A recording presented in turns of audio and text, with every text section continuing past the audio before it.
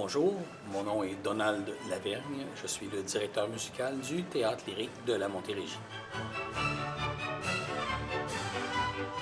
Mon rôle est, je dirais qu'il est toujours de conserver le niveau de qualité malgré les changements d'effectifs, tant au niveau des solistes qu'au niveau du groupe de chœur. La même qualité et la même rigueur pour tout le monde. Les Mousquetaires au couvent ont été composés par le compositeur français Louis Varnet. C'est un compositeur qui a une grande expérience, qui a écrit énormément d'opérettes, mais des opérettes qui, sur le plan musical, c'était une musique qui était riche, surtout au niveau des ensembles lyriques et de l'orchestration, ce qui permettait de présenter des spectacles qui s'apparentaient beaucoup plus à l'opéra comique qu'à l'opérette. Louis Varnet était très raffiné et venait d'une famille de compositeurs et de musiciens. Son père était aussi chef, compositeur. Ce qu'il y a de particulier, c'est que Varnet est né en Nouvelle-Orléans. Son père était souvent amené à aller diriger des productions d'opéra français en Nouvelle-Orléans. C'est lui qui dirigeait les saisons d'opéra français, ce qui a permis probablement à son père d'acquérir différentes sonorités qu'on entendait beaucoup moins en Europe à ce moment-là, et qu'il a transmis parce qu'il a été le professeur de son fils. La musique est très près du texte, est très près des personnages, est très près de l'action réelle qu'on pouvait retrouver à l'époque du temps de la composition. Au niveau de l'orchestre, pour les Mousquetaires au couvent, c'est la base, c'est un gros orchestre techniquement.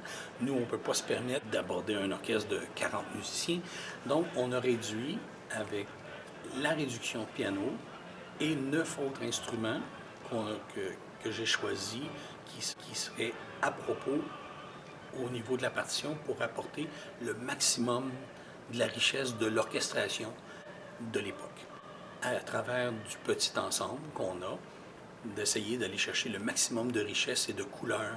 Moi, ce qui est important, c'est qu'on puisse rendre l'œuvre la plus intéressante sur le plan musical, sur le plan artistique et surtout sur le plan de la qualité sonore du chœur, la qualité musicale du chœur et en plus, pour chacun des solistes, un travail qui a été qui est resserré. On n'a pas à rougir de performances qui se font sur certaines scènes professionnelles. Donc, Les Mousquetaires au couvent est probablement l'opérette la plus célèbre post-Offenbach.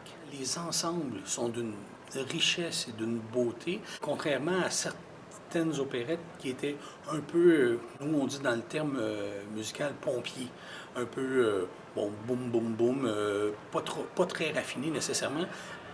Varnet a tenu à ce que ce soit une musique de qualité, même si une partie de l'œuvre se passe ce qu'on pourrait appeler une taverne. C'est raffiné et on essaie de maximiser toujours la richesse et la beauté de la musique.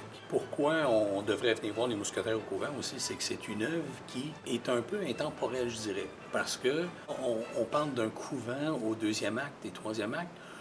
Qu'est-ce qu'un couvent, en bout de ligne? C'est une école. On remplace les sœurs par des professeurs, mais c'est le même genre d'humour. C'est pour ça que je dirais que cette œuvre-là est intemporelle, malgré qu'on la joue dans une époque qui est plus près de l'époque des Mousquetaires. Je pense qu'on a à apprendre et à essayer de découvrir l'aspect opérette versus l'aspect comédie musicale, parce que à la base, ça se ressemble beaucoup.